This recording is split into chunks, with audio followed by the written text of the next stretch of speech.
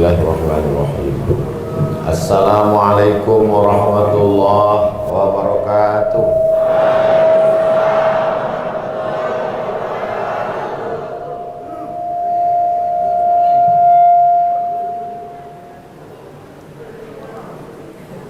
Alhamdulillah wassalatu wassalamu ala Rasulillah Sayyidina wa maulana Muhammad ibni Abdillah wa ala alihi wa sahbihi wa man tabi'ahu wa mawala. Rabbi syrah li sadri wa yassir li amri wa hlul 'uqdatam min lisani yafqahu qawli. Bapak-bapak, ibu-ibu, hadirin hadirat, muslimin muslimat, tak dapat saya sebut satu persatu. Insyaallah kita semua dimuliakan Allah Subhanahu wa taala. Amin. Ya Rabbal alamin. Yang kita hormati alim ulama, cerdik pandai, tokoh masyarakat, para habaib yang tak dapat kita sebutkan, tapi insya Allah semua nama-nama ini dicatat oleh para malaikat. A'udzubillahi minasyaitonirrajim. Inna 'alaikum lahafizin. Bersama kamu ada malaikat hafizin, menjaga, kiraman, mulia, katibin, menulis, menjaga, mulia, menulis. Ya'lamuna ma taf'alun. Mereka tahu apa yang kamu lakukan. Buku catatan itu nanti akan diberikan kepada kita. Fa amma man utiya kitabahu biyaminih. Siapa yang buku catatan amalnya diberikan dari arah sebelah kanan, fasawfa yuhasabu hisaban yasira. Maka hisabnya, perhitungannya akan ringan, dimudahkan Allah Subhanahu wa ta'ala. Tapi siapa yang kitabnya diberikan dari arah belakang, fasawfa yad'u subura. Maka dia akan dipanggil sebagai orang yang celaka, orang yang rugi.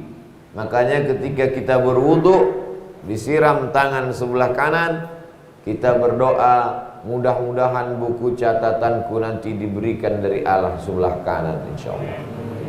Lalu kemudian Allah katakan, Iqra kitabak, baca buku catatan amalmu. Oh, bunyi mobil. Baca buku catatan amalmu. Ketika buku catatan amal itu diberikan, kafa binafsikal yawma 'alaika hasiba. Cukuplah buku itu sebagai alat untuk menghitung segala perbuatan baik burukmu. Lalu kemudian orang yang melakukan dosa melihat buku catatan amalnya itu. Bagaimana isinya? Mali hadzal kitab. Mengapa buku saya ini la yughadiru saghiratan, semua yang kecil-kecil, wala kabiratan, semua yang besar-besar ada di dalam. Perbuatan dosa yang tidak dia ingat, ada print outnya, ada catatannya, dicetak. Faman ya'mal mithqala dzarratin khairan yarah. Sebesar biji sawi, sebesar ujung rambut, sebesar ujung mata pedang, sebesar tapak kaki semut yang hitam, ditunjukkan di depan matanya. Lalu kemudian apa kata dia? Allahumma ba'id bainana wa baina asfarina. Allahumma ba'id bainana. Jauhkanlah kami dari buku catatan kami ini. Kami pun malu menengoknya ya Allah. Itulah mengapa kita berdoa, Rabbil firli. Hapuskanlah buku catatan yang tak baik itu Allah. Siapa yang tak pernah buat dosa? Semua kita ini buat dosa. Tapi insya Allah ketika nanti kita menghadap Allah, buku catatan dibuka, semuanya hapus bersih insya Allah. Tapi catatan hutang tidak. Ini jangan mentang-mentang udah tobat. Ini namanya Masjid Imam Bonjol. Masjid Imam. Saya katanya besok Ustadz subuh terakhir tausiah itu di Masjid Imam Bonjol, saudara-saudara kita dari Minangkabau. Tapi walaupun ini masjid didirikan mayoritas masyarakat Minangkabau, tapi sholatnya pakai bahasa Arab kan? Tak Ada mentang-mentang Masjid Imam Bonjol, wakaf masyarakat Minangkabau Ternate. Tiba-tiba dalam Allah nan gadang bana. Ada untuk bahasa Arab. Dan tidak ada di situ ditulis Masjid Imam Bonjol hanya untuk masyarakat Minangkabau. Yang lain daripada itu dilarang masuk. Tidak ada. Jadi yang berwakaf mungkin mayoritas kebanyakan itu salah satu ajaran Islam, tidak membeda-bedakan suku dan warna kulit, semuanya sama. Adapun masalah mazhab beda-beda sedikit saja. Saya pergi ke Maroko, bismillahnya tak berbunyi sama sekali. Allahu Akbar, Alhamdulillahi Rabbil Alamin. Sama dengan di Makkah Pak Ustaz? Tidak. Makkah bismillahnya ada, cuman tak terdengar. Sama lah, tak sama. Maroko tak ada bismillah sama sekali. Kalau Makkah pakai bismillah. Alhamdulillahi Rabbil Alamin, Ar-Rahmanir Rahim, Maliki Yaumiddin. Kalau tempat kita macam-macam. Ada yang pakai bismillah, ada yang bismillahnya sir. Ada di masjid itu imamnya dua, yang satu pakai bismillah, yang satu tidak. Saya pernah sholat di salah satu masjid, ditunjuknya Ustaz Somad itu imam. Imam apa? Imam silent. Bismillahnya tak ada. Kalau Ustaz Somad, saya pakai mazhab Syafi'i. Dalam mazhab Syafi'i bismillahnya jahar. Bismillahirrahmanirrahim, Alhamdulillahi Rabbil Alamin. Tidak boleh kita membawa mazhab yang bertentangan dengan masyarakat yang ada. Maka bismillahnya sir, karena yang dipakai mazhab Ahmad bin Hanbal, Imam Hambali, sejak tahun 1924 pemerintahan Saudi Arabia memakai mazhab resmi, mazhab Hambali. Sebelum 1924 maka mazhab yang besar di Makkah adalah mazhab Syafi'i. Imam besar Masjidil Haram Makkah tahun 1916 namanya Syekh Ahmad Khatib, alif lam mim nun kaf ba alif waw ya, 9 huruf. Bahasa Arab itu biasanya 3 huruf. Hadir, hadara. Majlis, jalasa. Membaca, qara'a. Ini sampai 9 huruf. Alif lam mim nun kaf ba alif waw ya. Gimana lah cara membacanya ini? Rupanya Al-Minkabawi, Minangkabau.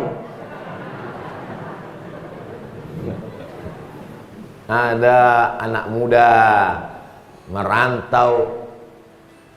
Oh, ada suara-suara. Ada anak muda merantau ke Makkah. Namanya Ahmad. Siapa namanya? Ahmad. Kalau di kampung awak Ame. Namanya Ahmad, pergi ke Makkah. Sampai di Makkah hafal Quran, hafal hadis, hafal fikih, mengaji pada ulama-ulama Masjidil Haram. Memang dasar betuah. Kalau tuah ada di badan, pasir digenggam menjadi intan. Badan betuah menikah dengan anak Syekh Soleh Al-Kurdi. Al-Kurdi itu orang Kurdistan. Cantik, kaya.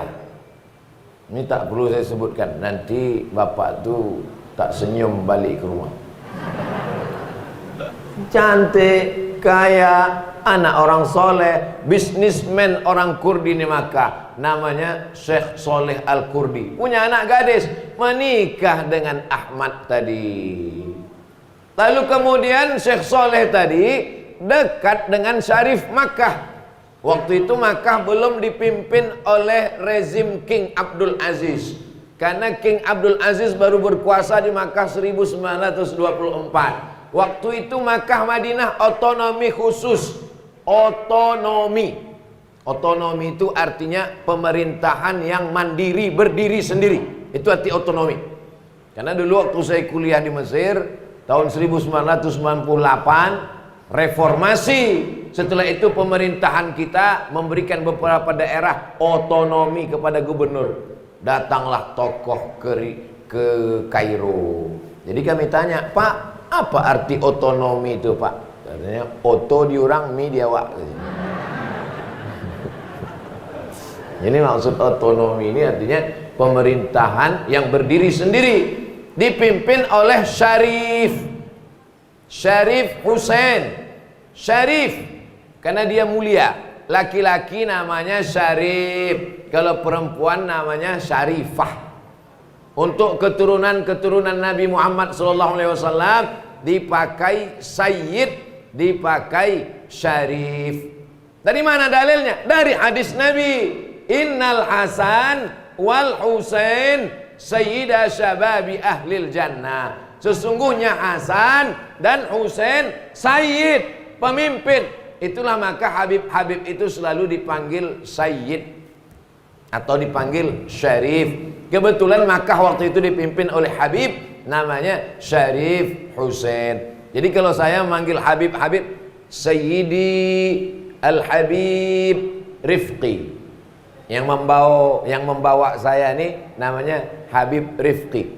Yang saya hormati Sayyidi Al-Habib. Jadi memanggil keturunan Nabi itu Sayyidi. Lalu Sayyid ini pun datang ke berbagai negeri. Sampailah ke apa nama kota kita? Saya ingat, cuman ngetes saja bapak-bapak. Datang mereka kemari, maka kita panggil Sayyidi. Sayyidi artinya tuanku. Karena orang Minangkabau itu bahasanya selalu pendek. Berapa? Ba'a. Bagaimana? Ba'a. Berapa? Bara.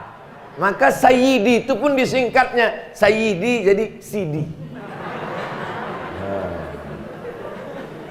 Jadi para ulama yang keturunan Nabi tadi naik kapal laut. Waktu itu belum ada pesawat. Dari Hadramaut, Yaman. Kok bisa keturunan Nabi itu ke Yaman? Nah, ini panjang ceritanya. Nabi Muhammad SAW punya anak namanya Fatimah. Ambo dulu kalau disabi Fatimah ingat ambo Nabi. Kini sabi Fatimah ingat bini. Nabi punya anak namanya Sayyidatuna Fatimah. Sayyidatuna Fatimah itu punya anak laki-laki namanya Sayyidina Al-Husain. Sayyidina Al-Husain punya anak laki-laki namanya Sayyidina Ali Zainal Abidin. Sayyidina Ali Zainal Abidin punya anak laki-laki namanya Sayyidina Muhammad Al-Baqir. Sayyidina Muhammad Al-Baqir punya anak laki-laki namanya Sayyidina Ja'far Shadiq. Sayyidina Ja'far Shadiq punya anak laki-laki namanya Sayyidina Ali Al-Uraidi. Sayyidina Ali Al-Uraidi punya anak laki-laki namanya Sayyidina Muhammad An-Naqib. Sayyidina Muhammad Naqib punya anak laki-laki namanya Isa. Sayyidina Isa punya anak laki-laki namanya Ahmad. Ahmad bin Isa Al-Muhajir. Muhajir artinya pindah. Ada kawan saya namanya Muhajir. Nama kau siapa? Muhajir. Kenapa nama kau Muhajir pindah? Ayahku transmigrasi. Kalau ini bukan. Yang ini Imam Sayyidina Ahmad bin Isa Al-Muhajir pindah dari fitnah-fitnah di Irak, lalu dia pergi ke negeri yang tenang, mendapat ilham dari Allah. Itulah negeri tenang bernama Tarim Hadramaut. Jadi Habib-Habib kita ini kebanyakan belajar di Darul Mustafa Tarim Hadramaut, yang sekarang dipimpin oleh Habib Umar bin Hafiz, juru bicaranya para Habib. Lalu para habaib ini datang menyebarkan Islam ke negeri kita. Itulah yang saya semalam ziarah ke makam Sayyidi Al-Habib Sayyid Muhammad bin Abdurrahman Al-Bar. Sayyid Habib-Habib yang ada besar di apa nama daerah kita? Ternate. Al-Bar bin Syekh Abi Bakar bin As-Saqqaf, tulisan Arabnya As-Saqqaf, tapi orang Yaman menyebut qaf itu G, As-Saqqaf, sampai orang Indonesia As-Saqqaf. Jadi jangan sampai kita bingung memahami itu. Datanglah mereka ke Nusantara. Apa mungkin mereka langsung datang dari Yaman sampai ke Ternate melewati Pulau Sumatera? Tak mungkin. Karena bertemu mereka pertama kali. Ada yang langsung, ada, tapi ada juga sebagian yang singgah di Pulau Sumatera. Begitu mereka naik kapal laut berhari-hari, nampak mereka daratan. Daratan itu bahasa Arabnya bar. Daratan barri, lautan bahri, fil barri wal bahri, di daratan dan lautan. Barri, orang kalau di tengah laut dihumpas ombak, dipukul gelombang, menengok daratan, dia katakan barri, daratan. Ketika melihat daratan ada rasa tenang, aman. Barri, aman, kata dia. Itulah dia Pariaman. Pariaman itu dari bahasa Arab. Dirobah sama orang Minangkabau. Dari mana? Piaman Lawe. Bapak Ibu yang dimuliakan, saya mau menjelaskan bahwa keturunan Rasulullah SAW, Islam itu mengakar ke tempat kita supaya anak cucu kita tahu. Oh, laki-laki dipanggil Sayyidi, Sidi. Kenapa menjadi Siti Fatimah, Siti Khadijah? Itu diambil dari bahasa Arab Sayyidati. Inna Fatimata Sayyidatu Nisa'i Ahlil Jannah. Semua perempuan di surga itu pemimpinnya adalah Sayyidatu. Sayyidati, pemimpinku Fatimah. Sayyidati Aisyah. Sayyidati Khadijah. Karena susah menyebut Sayyidati menjadi Siti, lama-lama menjadi Siti. Itulah asalnya. Jadi kita jangan sampai mana tahu anak kita nanti nanya, mak, nama mak siapa? Siti Fatimah. Siti itu artinya apa? Saya tanya-tanya dari dulu memang udah gitu. Betapa bahasa Arab sudah mengakar ke dalam bahasa Indonesia.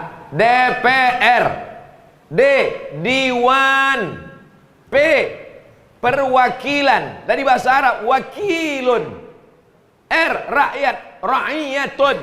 Jadi DPR, Dewan Perwakilan Rakyat, itu yang bahasa Indonesianya cuma P dengan an, perwakilan. Yang lain daripada itu bahasa Arab. Diwan, wakil, ra'iyah. Jadi kalau ada orang mengatakan bahasa Arab ini bahasa teroris, DPR lah yang pertama mengamuk. Betul. Orang Minangkabau merubah namanya menjadi Arab. Salah satunya itulah Ahmad tadi. Ini kita cerita entah kemana-mana. Yang Ahmad tadi Bapak Ibu kok bisa lupa? Kenapa tak tanya ke saya? Amek tadi Bu ya? Ahmad tadi akhirnya menikah dengan anak Syekh Soleh Al-Kurdi. Syekh Soleh Al-Kurdi bisnismen orang kaya, dekat dengan raja-raja, sultan-sultan, diundang ke istana. Kebetulan yang menjadi imam Syarif, keturunan Nabi Muhammad SAW, yang menjadi penguasa Hijaz. Hijaz artinya Makkah dan Madinah. Dia menjadi imam, Syekh Soleh menjadi makmum. Dan menantu Syekh Soleh bernama Ahmad. Jadi imamlah Syarif. Ditakdirkan Allah salah bacaan Syarif tadi, terlupa dia. Tapi di balik lupa itu ada hikmah. Diluruskan menantu Syekh Soleh tadi dari belakang, diluruskannya bacaan Qur'annya. Lalu kemudian setelah selesai sholat, Assalamualaikum warahmatullahi wabarakatuh, Assalamualaikum warahmatullahi, ditanya lah, berdialog, bercerita. Ahmad, kamu siapa? Saya hafal Quran. belajar hadis, belajar fikih, menikah dengan anak Syekh Saleh Al-Kurdi. Terkagum Syarif mendengar penjelasan Ahmad tadi. Lalu kemudian diangkatlah Ahmad tadi menjadi imam Masjidil Haram. Itulah dia Ahmad Khatib. Nama ayahnya Abdul Latif. Ahmad Khatib bin Abdul Latif Al-Minkabawi, orang Bukit Tinggi asli. Sekarang orang, siapa imam Masjidil Haram? Syekh Abdurrahman Sudais. Siapa? Syekh Su'ud Asyuraim. Dulu orang Nusantara bangga mendongakkan kepala. Siapa imam Masjidil Haram? Syekh Ahmad Khatib bin Abdul Latif Al-Minkabawi. Dulu. Maka anak-anak kita mesti kita didik menjadi penghafal Quran. Merantaulah engkau sejauh mata memandang sampai ke Ternate, tapi kampungmu di Sulit Air, kampungmu di Solo, kampungmu di Pariaman, dirikan di sana rumah Al-Quran, lahir para penghafal Quran. Tapi tempat negeri kita mencari nafkah jangan lupa. Tapi alhamdulillah masyarakat Minangkabau dua-duanya dia bangun masjid. Yang di kampung dia bangun masjid, dan di Ternate dia bangun masjid. Saya dua-dua saya bangun Pak Ustadz. Di kampung saya bangun, di Ternate saya bangun. Terus masalahnya dua-dua tak saya datangi.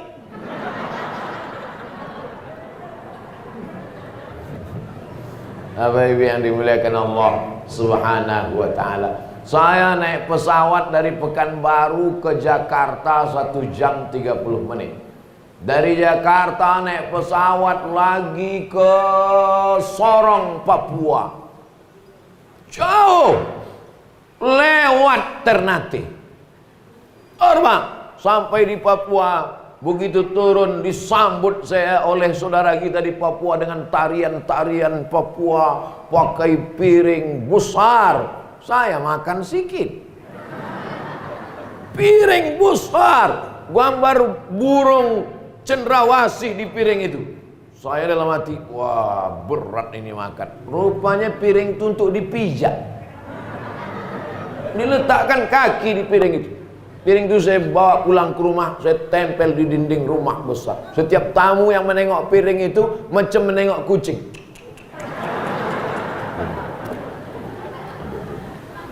Begitu selesai saya disambut di airport, keluar dari airport Sorong, tiba-tiba ada mengetuk-ngetuk kaca. Tok tok tok tok tok.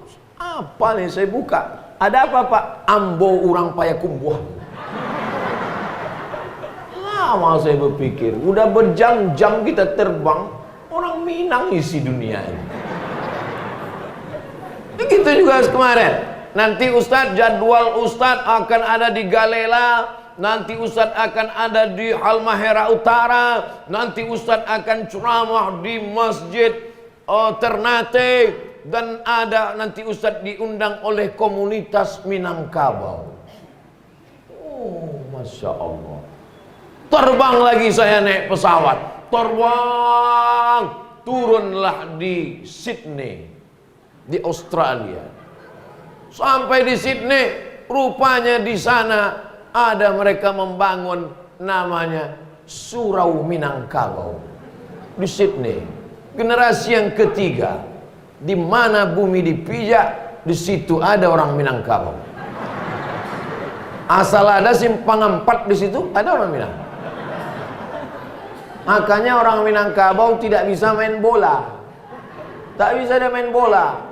Kenapa? Karena kalau dia sudah menengok ada orang ramai, dia tidak fokus lagi menendang bola ke gawang.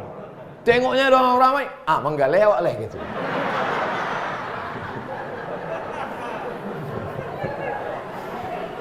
Alhamdulillah, bangga kita. Bapak Ibu bangga tak jadi orang Minangkabau? Bangga. Kenapa bangga? Menyebarkan kebaikan. Menebarkan kebaikan sampailah ke bumi. Alhamdulillah, Bapak Ibu, saya terus terang sampai ke Ternate, sampai ke Halmahera. Saya merasa sudah jauh dari Riau, jauh dari Sumatera. Naik pesawat 3 jam tak sampai-sampai. Buka mata, belum juga mendarat lagi. Buka mata, belum juga lagi. Jauh. Tapi begitu Ustadz akan jumpa dengan orang Minangkabau, hah? Masih di kampung juga. Luar biasa. Kalau ada orang lapar di Indonesia ini, orang mana yang pertama dia ingat? Bundokan doang. Tapi walaupun bundokan doang tetap bayar. Saudara yang dimuliakan Allah Subhanahu wa taala. Saya sebenarnya ingin bercerita bahwa orang Minangkabau yang merantau kemanapun dia pergi, itu membawa kebaikan-kebaikan. Perantauannya sampai ke Makkah, perantauannya sampai ke Sydney, Melbourne. Kenapa dia tidak merasa cemas dalam perantauannya? Al-ardu ardullah, tanah yang dipijaknya adalah tanah milik Allah. Wal ibadu ibadallah, hamba-hamba yang dijumpainya di dunia ini semuanya adalah hamba Allah. Itulah yang membuat dia tidak pernah takut. Dia langkahkan kakinya, bismillahi tawakkaltu 'ala Allah, la haula wala quwata illa billahil aliyil azim. Dia tidak pernah merasa cemas, dia tidak pernah merasa ngeri, karena dia berserah kepada Allah. Siapa yang kita sembah itu? Allah. Tuhan tidak pernah memberi nama dirinya Tuhan. Ulang sekali lagi, Bu ya. Tuhan tidak pernah memberi nama dirinya Tuhan. Dan saya tak pernah memberi nama diri saya Abdul Somad. Tolong Bapak Ibu yang lahir sudah bawa nama, angkat tangan. Tak ada.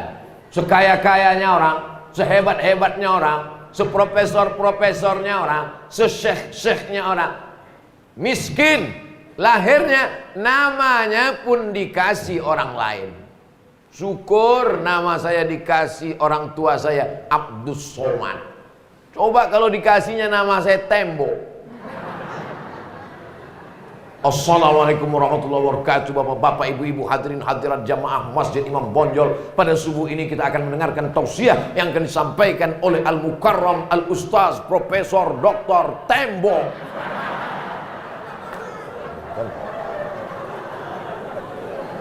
Ada rupanya orang namanya Tembok. Ada namanya Tembok, Husain Tembok. Lalu kemudian setelah dia masuk Islam, dirubah Nabi namanya menjadi Abdullah. Siapa namanya?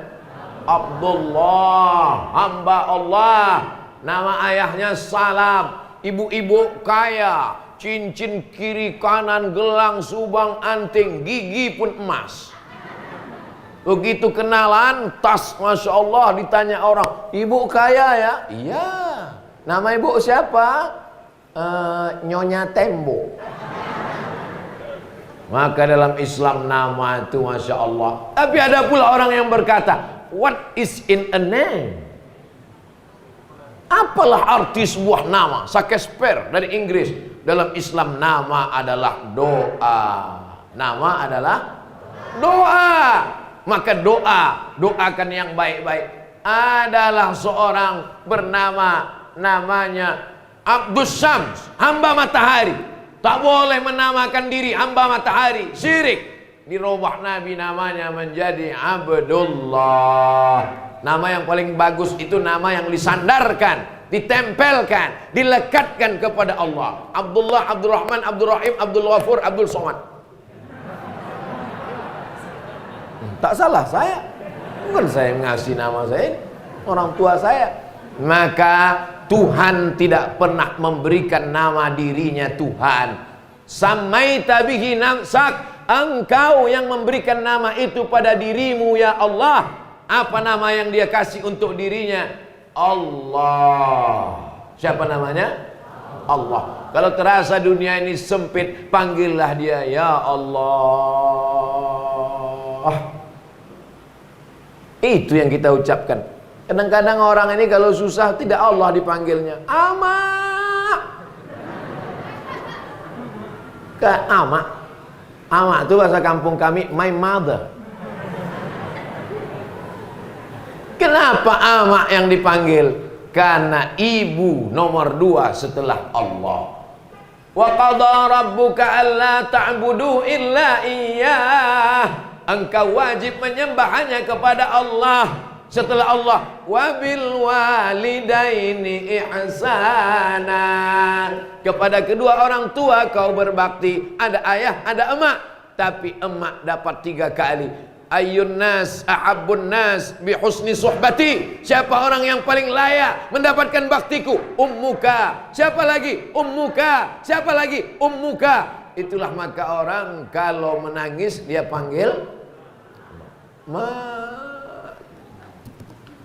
Saya sampai hari ini kalau sedih hati saya, yang saya panggil emak. Walaupun sudah meninggal dunia, makin meninggal dia makin rindu hati kita. Maka saudara-saudara, kawan-kawanku, sahabat-sahabat, jauh kalian sudah datang sampai ke Ternate, tapi sekali-sekali teleponlah amak di kampung. Jangan sampai dibawanya handphone tuh ke tempat servis. Untuk apa, Bu? Ini handphone kok rusak ya, nggak hidup-hidup. Dicek sama orang tukang servis, handphonenya bagus, Bu, hidup. Terus anak ibu nggak pernah nelpon. Kalau calon istrimu kau telepon pagi, petang, siang, malam, dia itu masa depan.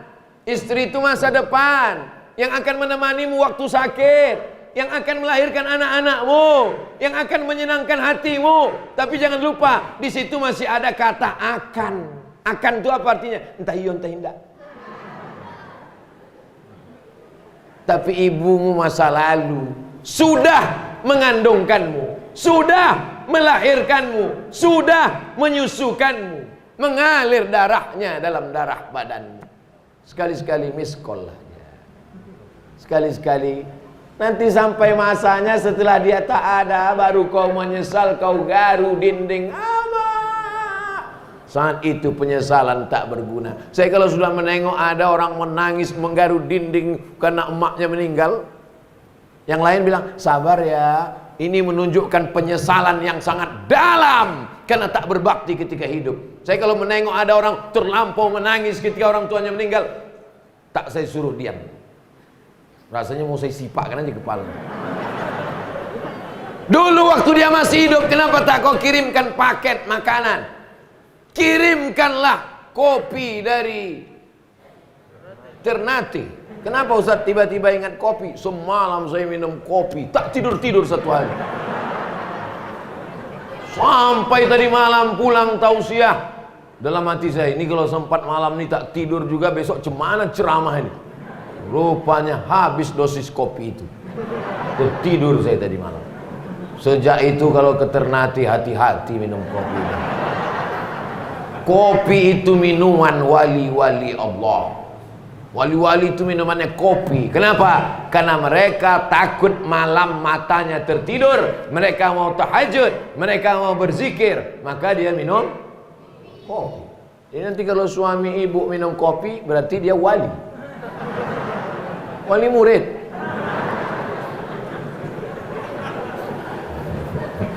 Saudara yang dimuliakan Allah Subhanahu wa taala, jangan sampai engkau tercatat menjadi anak yang durhaka, kaya raya di kampung orang, tapi tak pernah memberi kabar dan berita. Hidup ini cuma makan pakai, nak. Begitu pesan amak ibu saya dulu. Hidup kau ini cuma makan pakai, sekaya-kaya, sehebat-hebatnya, sesukses-suksesnya bisnismu, rukomu sejauh mata memandang. Ustaz Somad, saya perantau dari Minangkabau. Ustaz hitung semua ruko yang ada di jalan ini. Kenapa? Punya orang.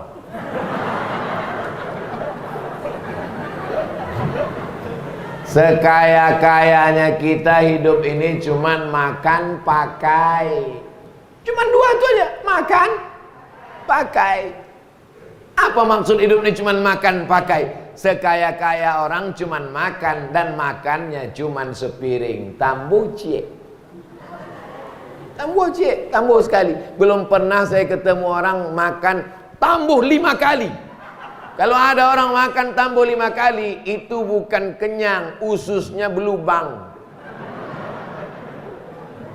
Sekaya-kayanya orang, pakaian cuma 3 lapis, selapis di dalam, selapis di tengah, selapis di luar. Kenapa para habaib itu jubahnya 2 lapis?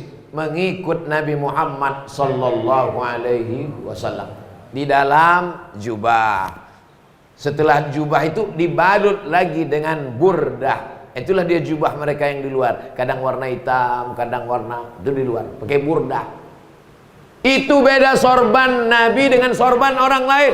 Orang-orang Arab bersorban juga. Apa bedanya dengan sorban Nabi? 2 lapis. Di dalam pakai kolansuah, setelah itu dililitkannya lagi pakai sorban. Sunnah. Sehebat-hebatnya orang, paling banyak 2 lapis. Pakaian paling 3 lapis. Selapis di dalam, selapis di tengah, selapis di luar. Kalau ada orang pakai baju sampai 4 lapis itu bukan kaya, demam.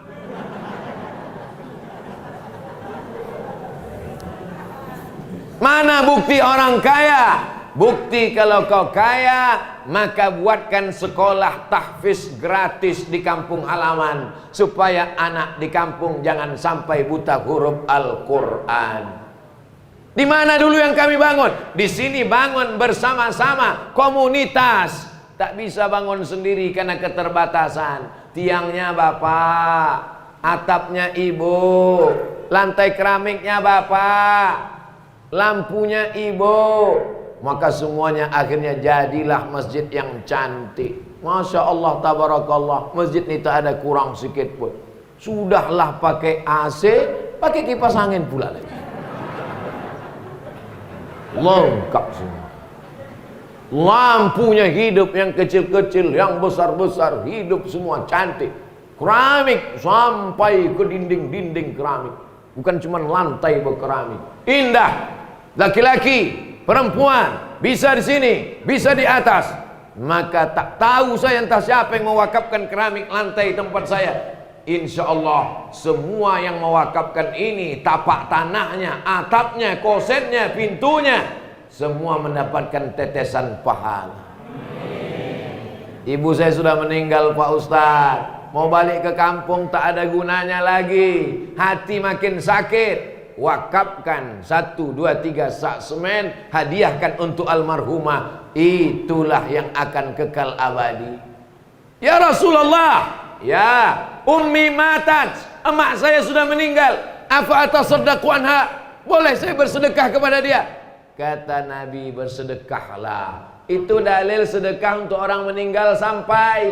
Ayu sadaqatu afdal, apa sedekah yang paling afdal? Sedekah yang paling afdal saqiyul ma, memberikan air minum. Masjid buatkan di depan kotak, isi air minum. Isi air minum. Setiap orang mau datang haus dia minum, hadiahkan. Wakaf untuk almarhumah ibu saya. Saya pergi ke Malaysia ceramah beberapa tahun yang lalu sebelum Covid. Ada di masjid itu kotak tinggi, lalu kemudian kotak-kotak kecil isinya air minum. Asal diambil satu, muncul satu. Asal diambil satu, muncul satu. Tempat kita begitu dibuat, diambil satu, hilang semua. Ngalir pahalanya. Wakafkan untuk almarhumah ibu. Lalu kemudian pergi saya ceramah ke Banjarmasin. Di depan rumah bapak-bapak orang kaya, duitnya banyak, dibuatnya ada kulkas, tapi tak sampai beku. Airnya cuma dingin saja. Lalu kemudian dipasang cangkir, dikasih tali pakai besi, supaya cangkir ini tak dilarikan orang. Jadi siapa saja yang lalu lalang haus minum, kering tenggorokannya, mengalir air. Begitu juga lah mengalir ke makam, ke kubur almarhumah, almarhum. Kalau sedekah air saja sampai, apalagi nasi kapau. Kalau sedekah air saja sampai, apalagi rendang. Kami dulu Bapak Ibu ketika sedang kuliah di Mesir, naik kapal laut lah, dipukul ombak, dihempas gelombang. Naik bis 6 jam dari Kairo ke terusan Suez. Dari Suez naik kapal laut ke Jeddah. Dari Jeddah sampai ke Makkah. Sampai di Makkah tak punya hotel dan tak punya duit. Namanya haji gelandangan. Mahasiswa dipukul ombak, dimpas gelombang di tengah Laut Merah, mendarat di pelabuhan Jeddah, pakai kain ihram dari Rabil. Labbaik Allahumma labbaik, labbaik Allahumma labbaik. Ditengok jamaah dari Indonesia menangis, ya Allah.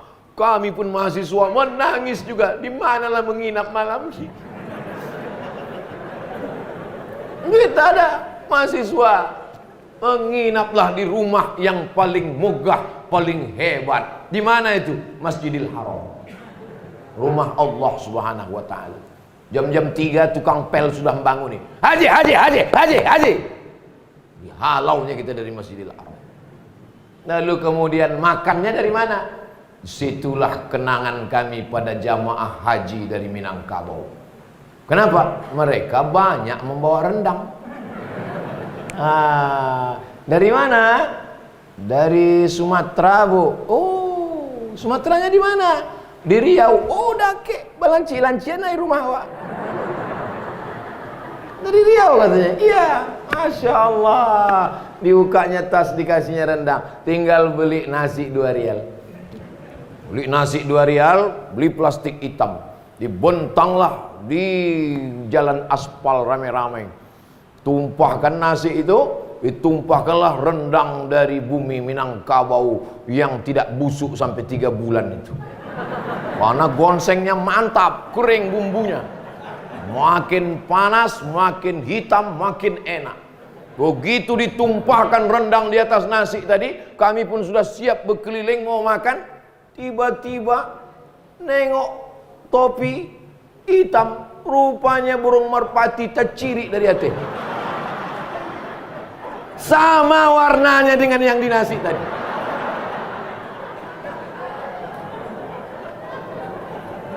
Mau dibuang mubazir. Allahumma barik lana fima razaqtana wa qina azabannar. Habis.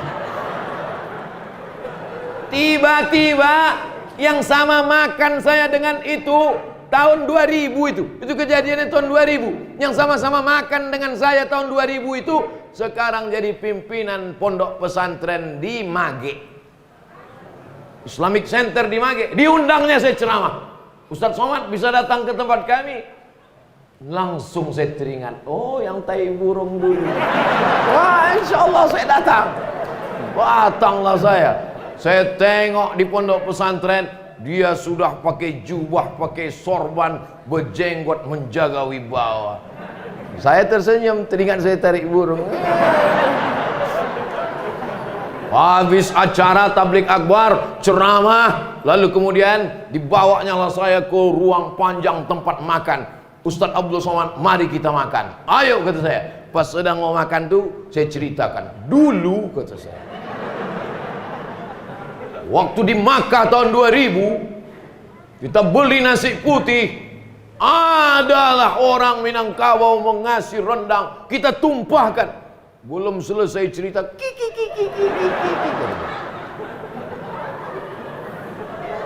ternyata ada sesuatu yang tak berubah. Apa dia? Kenangan masa lalu. Jadikanlah kenangan itu kenangan yang mengingatkan kita ke Baitullah. Ketemunya di mana? Di Masjidil Haram. Jumpanya di mana? Di musim haji. Kenangan yang membuat kita bersama mengingat Allah dan Rasulullah sallallahu alaihi. Jangan sampai kenangan kita buruk. Jangan sampai ketika anak kita bertanya, ayah, ayah, ayah, abah. Ya, itu siapa? Itu kawan abah. Di mana kenalnya? Dulu kami sama-sama sakau. Kami sama-sama mabuk dulu. Bedanya dia pakai suntik di tangan, abah pakai suntik di lubang ciri.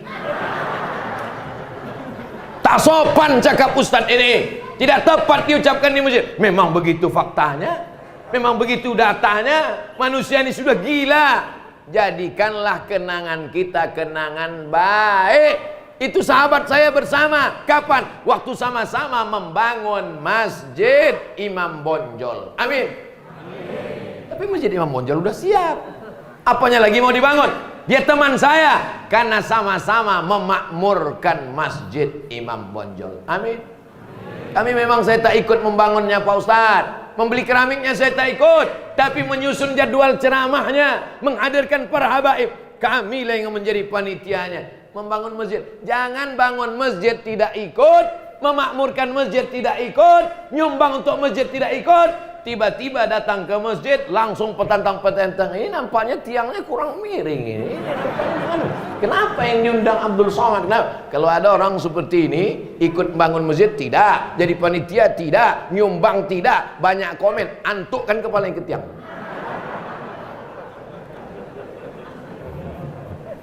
Masya Allah, tabarakallah. Kebersamaan kita di dunia ini singkat, Pak. Betul apa tidak?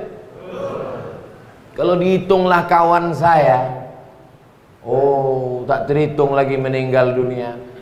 Kawan sama-sama SD meninggal, kawan sama-sama kuliah satu kelas satu bangku meninggal, kawan sama-sama berceramah dari Sumatera Utara, di atas saya satu, di bawah saya satu.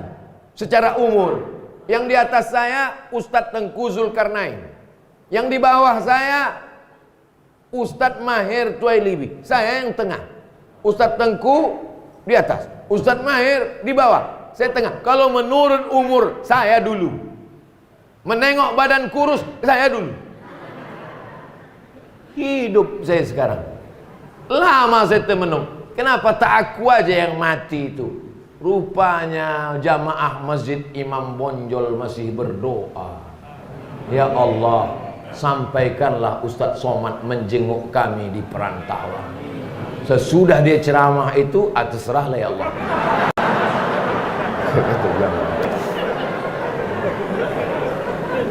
Kalau bisa buatlah kebersamaan kita ini sama-sama mengingat Allah, sama-sama membangun rumah tahfiz Quran, sama-sama mengaji. Kalau tak ada dia datang, sunyi pengajian. Saya Pak Ustadz sangat berharap ibu-ibu ini selalu hadir Pak Ustadz. Kenapa? Karena kalau ibu hadir makanan banyak.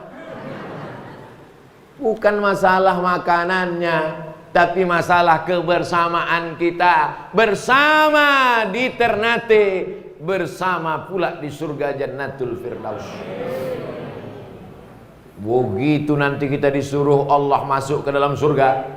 Wasiqal ladzina taqaw rabbahum, orang-orang yang takwa, takut kepada Allah, takut berzina, takut minum khamar, takut berjudi, takut riba, dibawa mereka ke dalam surga. Apa kata Allah? Salamun qaulam mir rabbir rahim. Salamun alaikum tibtum fadkhuluha khalidin.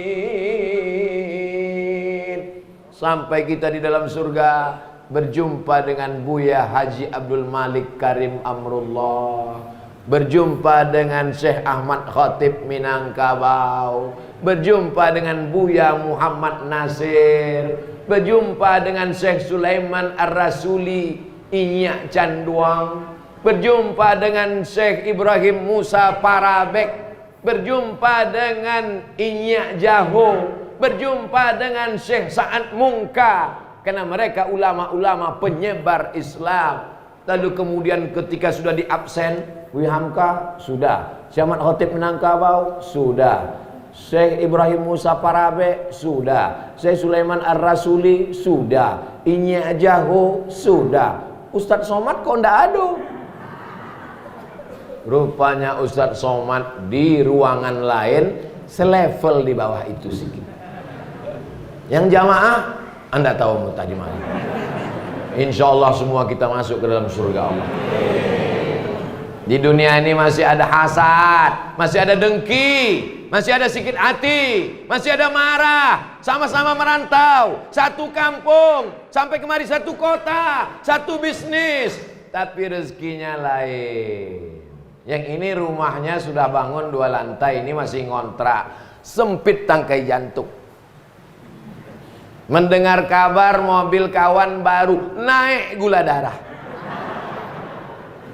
Pergi undangan ke hotel bintang 5, waktu mau menyendok gulai, Diangkat istrinya pula lah lengan baju sikit. Untuk menunjukkan gelang sebesar rantai sepeda motor. Begitu balik, panas dingin badan. Nampaknya kena COVID nih, kata bapak. Bukan COVID. Apa nama penyakitnya? Hasad. Makanya kita disuruh minta perlindungan kepada Allah. Wa min syarri hasidin idza, kaya bukan dengan mobil yang mewah, kaya bukan dengan gelang emas.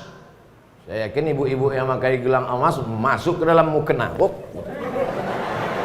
Baru sampai Pak. Kayamu bukan karena rumahmu bertingkat, tapi kau kaya karena kau mampu menyantuni anak yatim, fakir, miskin, dan du'afa. Pulang dari sini, pergi ke rumah makan. Terserah rumah makan apa. Rumah makan Padang, rumah makan sederhana, rumah makan Bare Solo, rumah makan pagi petang. Nah, udah ku endorse dah. Lalu kemudian belilah beberapa bungkus. Datanglah ke panti asuhan.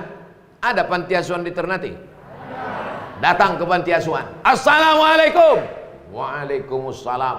Bapak kepala panti. Betul.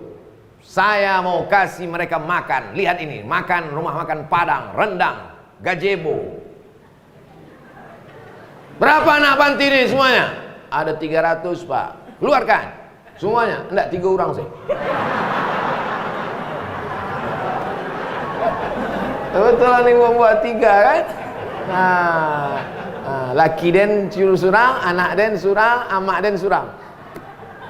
Pahalanya sampai. Ibu buat 3, bapak buat 3, adik buat 3, saudaraku buat 3. Ada 100 orang. Jadi berapa bungkus?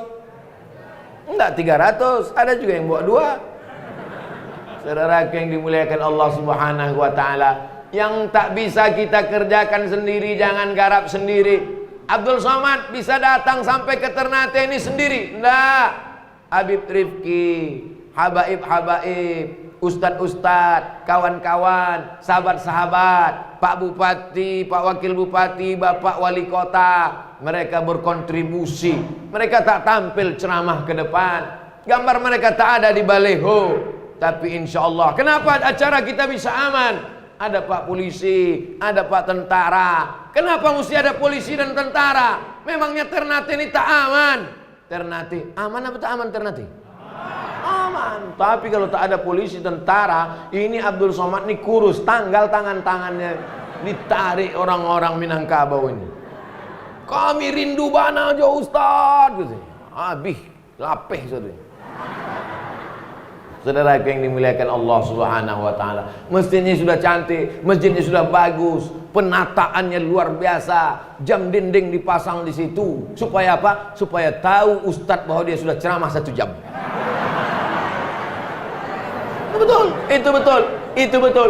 Karena ada juga masjid dipasangnya jam dinding di balik dinding. Sementara ustadz ceramah, tentu ustadz jam marah gini gitu. Itu tepat. Ada masjid di Pekanbaru. Saya lihat di atas mejanya itu ada lampu 3. Merah, hijau, kuning. Saya sangka meja itu bekas dewan juri musabaqah tilawatil Quran. Jadi saya tanya ke pengurus masjid, itu meja dewan juri? Enggak, Pak. Jadi kenapa dikasih lampu? Banyak ustadz ceramah tak berhenti-berhenti. Jadi 5 menit sebelum habis kami hidupkan kuning. Tet gitu. Pas merah, tet gitu. Assalamualaikum warahmatullahi wabarakatuh. Belum lagi. Bapak Ibu yang dimuliakan Allah Subhanahu wa taala, saya terus terang ceramah subuh ini lepas saja. Saking lepasnya tak berjudul. Apa judul?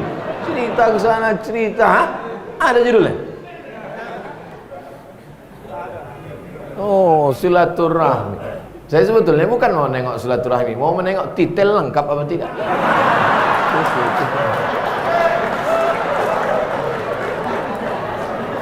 Ada pula lah gambar istana Pagaruyung di belakang. Di samping istana Pagaruyung itu ada pula lah rumah kecil namanya Rangkyang. Rangkyang itu tempat menyimpan padi. Apa maknanya? Padi yang sudah dipanen disimpan di Rangkyang. Kalau datang masa kemarau, kalau datang masa sulit, kalau datang masa susah, tidak susah tak sulit. Kenapa? Karena menabung. Menabunglah. Ini buktinya, contohnya. Datang masa sulit, Covid, ekonomi macam-macam, tapi insya Allah kita tak risau. Kenapa? Karena padi kita banyak. Amin. Tapi padi saya tak ada Pak Ustadz. Pinjam padi kawan. Catat. Jangan lupa tulis. Ayat paling panjang dalam Al-Quran. Bukan ayat sholat, bukan ayat puasa. Al-Baqarah 282. Ya ayyuhalladzina amanu, hai orang beriman, idza tadayantum, kalau kamu menjalin transaksi utang piutang, bidainin ila ajalim musamma, sampai batas waktu tertentu, faktubu, tulis. Kenapa utang mesti ditulis? Karena orang mati syahid sekalipun kalau tak bayar utang, tergantung-gantunglah ruhnya menghadap Allah Subhanahu wa taala. Maka bayar utang. Ini nampaknya Ustadz ceramahnya ada pesanan ya. Saya ceramah judulnya bisa ditulis di baleho, tapi isinya tak bisa diatur. Ceramah suka hati saya. Saya ceramah di kantor. Kebetulan istri kepala dinas itu belum pakai jilbab. Dipesan sama panitia yang mengundang, Ustadz, tolong pembahasannya jangan menyinggung jilbab sedikit pun. Rupanya dia takut nonjok.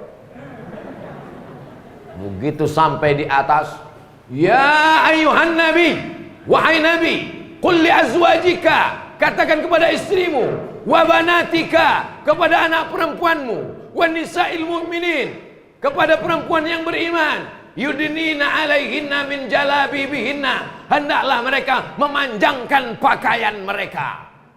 Langsung yang mengundang itu tertunduk lemas. Matilah sekali. Langsung kena skor.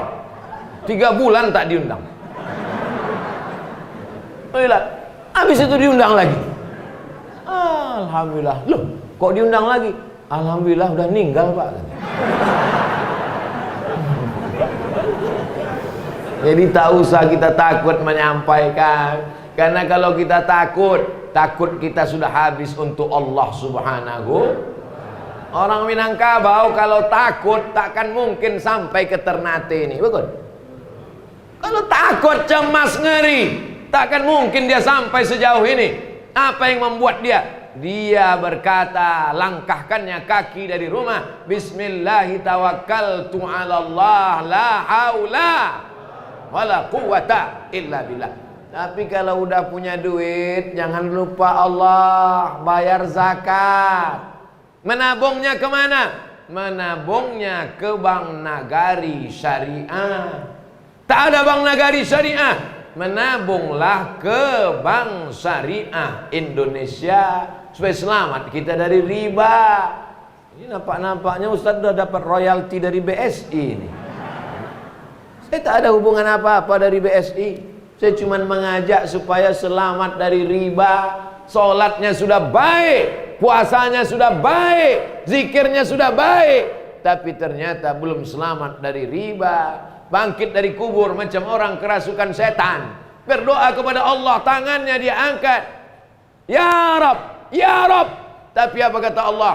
Doamu tak dikabulkan. Apa kata Rasulullah? Mat'amuhu haram, makanannya haram, masrabuhu haram, minumannya haram, malbasuhu haram, pakaiannya haram, wa udhiya bil haram.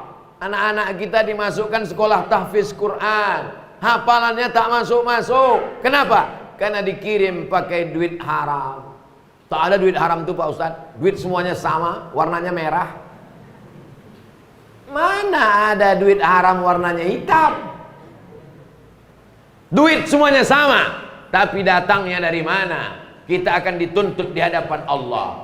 Katupe gulai paku sampai ke Ternate. Sepiring lontong sayur disuap dengan nama Allah, bismillah, berubah menjadi setetes darah. Setetes darah berubah menjadi daging, menjadi tulang, mengalir di badan. Ayyuma lahmin, setiap daging, nabata min aramin, tumbuh dari yang aram, fannaru aulabi, tempatnya api neraka jahanam. Nauzubillah. Maka carilah dengan cara yang halal, berdagang, berniaga, jujur. Jangan sampai timbangan 1 kilo di pasar, sampai pulang ke rumah yang paling tajam matanya di dunia ini menengok timbangan ama-ama M3, mak-mak milenial, tajam matanya, kurang 1 kilo. Nengok Quran tak nampak, nengok timbangan nampak. Ibu-ibu yang matanya tajam, lanjutkan, teruskan. Setuju? Untuk apa? Menyelamatkan pedagang supaya jangan sampai makan haram. Catatan-catatan hutang piutang, catat. Kawan saya mau minjam, saya bilang kita mesti catat. Tapi kita sudah bersahabat lama, bro. Kita kan sudah berkawan, guys. Oh, di neraka jahanam kawan pun masuk neraka juga. Maka tulis untuk menyelamatkan dia. Kalau dia mati atau kita mati, ahli waris akan membayar. Kepada bapak-bapak, ibu-ibu, hadirin-hadirin yang berhadir pada pemakaman ini, kalau ada hutang piutang, tolong datang kepada ahli waris, kami akan membayarnya. Hutang piutang begitu orang takut kepada manusia, tapi ada hutang kepada Allah. Hutang apa itu? Hutang puasa saat hamil 7 hari, saat mengandung 7 hari, saat menyusukan anak 7 hari. Mau dibayar tahun berikutnya, anak 7. Kalau suaminya mengaji, dia ingatkan, oh my darling, my dear, buah hati belayan jiwa. Ada apa bang? Sudah kau ganti puasamu? Karena kalau tidak kita akan dituntut. Man mata, siapa yang mati, wa alaihi siyamun, punya utang puasa, soma anhu waliyuhu, maka dia dituntut untuk dibalaskan, dibayarkan, ditunaikan hutang puasanya itu untuk anak-anak dia. Hari raya kurban, kirimlah ke kampung halaman agak 1-2 ekor kambing. Di Ternate, ya, karena di sini mencari rezeki, di sini kita tinggal, potongkan. Tapi kita tinggal di perumahan klaster, orangnya kaya-kaya, malah mereka tak makan kambing. Ada kambing, ada gulai, ada rendang, ada makan ikan teri sama petai. Jangan lagi mubazir. Ini kadang Idul Adha, terus simpan kambing di dalam kulkas freezer sampai 3 minggu tak bisa ditutup, menyipak kaki kambing dari dalam.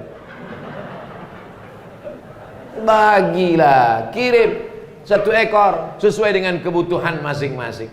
Ini yang Ustaz ceramahkan ini, Ustaz cuma pandai ceramah atau Ustaz sudah buat? Saya kalau berkurban di masjid tempat saya 1, di masjid di kampung 1, di masjid tempat istri 1.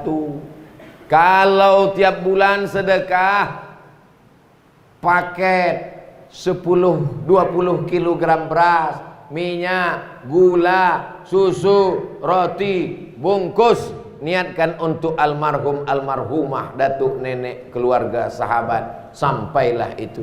Yang tak bisa dibuat banyak, sedikit. Sikit pun tak bisa, berzikir. Tak bisa saya sedekah duit, tak ada, zikir. Zikir pun tak bisa, dekat laut kan?